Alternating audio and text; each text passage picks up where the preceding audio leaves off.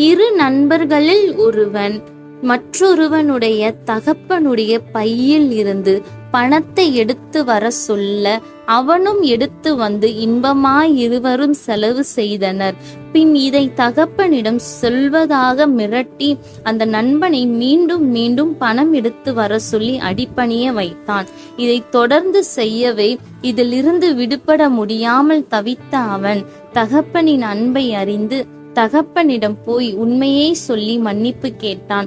தகப்பன் அன்பினால் மகனை மனப்பூர்வமாக மன்னித்து விட்டார்.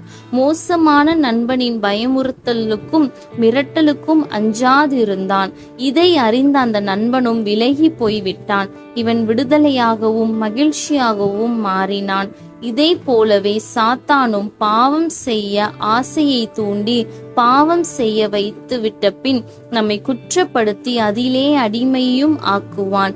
இதில் இருந்து நாம் விடுபட இயேசுவின் வழியாக சென்று நம் பரம தந்தையுடன் நம் பாவங்களை மன்னிக்கும்படி கேட்கும்போது அவர் நமக்கு மன்னித்து பாவத்திலிருந்து குற்ற உணவில் இருந்தும் சாத்தானிடமிருந்தும் விடுதலையாக்குகிறார். சிந்தனைக்கு பிசாசானவன் அவன் இருதயத்தை தூண்டின பின்பு தன் பாவங்களை மறைக்கிறவன் வாழ்வடைய மாட்டான். அவைகளை அறிக்கை செய்து விட்டு விடுகிறவனோ இரக்கம் பெறுவான்.